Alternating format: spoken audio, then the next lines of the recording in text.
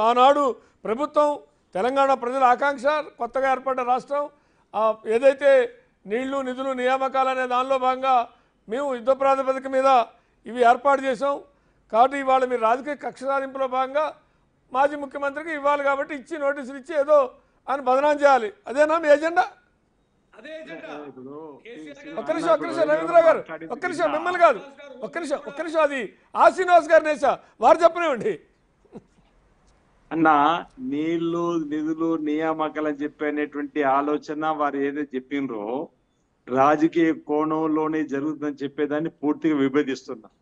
వారు ఏమన్నారంటే ఎలా ప్రాజెక్టులు కట్టాలి, ఎలా పంపు నిర్మించాలి, ఎలా విద్యుత్ 24 గంటలు ఇవ్వాలి అని చెప్పిన కోణంతో అప్పుడు కరోనా కష్టకాలంలో పనిచేసిన చెప్తున్నటువంటి సందర్భానికి క్షేత్రస్థాయికి పొంతన లేదు. వాళ్ళు పంపులు ఎలా కట్టాలనుకున్నారంటే వరదలు వస్తే కొట్టుకుపోయే విధంగా మోటార్లన్నీ ఆ పంపు నుంచి ఏ విధంగా బయటకు వచ్చిందో చూసినాం. ఏ విధంగా వరద సామర్థ్యాన్ని గుర్తించకపోతే మేడిగడ్డ పగిలిపోయింది కుంగిపోయింది చూసినాం.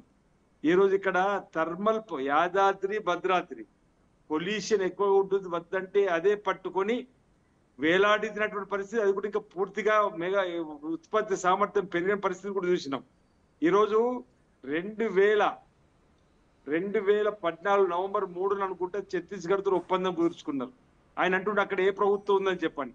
ప్రభుత్వం ఉందని కాదు, ఎవరికైనా ఇంటిని ఆ ఇల్లును చక్కదిద్దడానికి ఆ ఇంటి పెద్దకు ఆలోచన ఉండాలి. నెల ప్రణాళికన, 3 నెలల ప్రణాళికన, సంవత్సర ప్రణాళికన 12 సంవత్సరాల కోసం బహిరంగ మార్కెట్ లో కంటే ఎక్కువగా కొనుగోలు చేయడం ఆయన వైఫల్యమే కదని ఎందుకు ఆలోచిస్తున్నారు అనేది ఇక్కడ మనం ఆలోచించవలసిన అవసరం.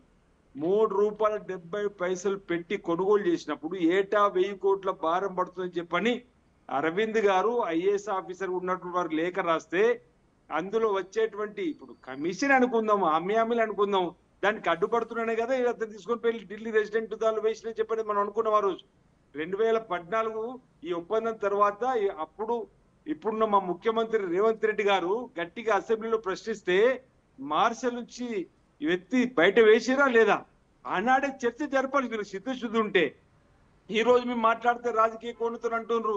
ఈ రోజు మేము జ్యుడిషియల్ ఎంక్వైరీకి వేసినాం.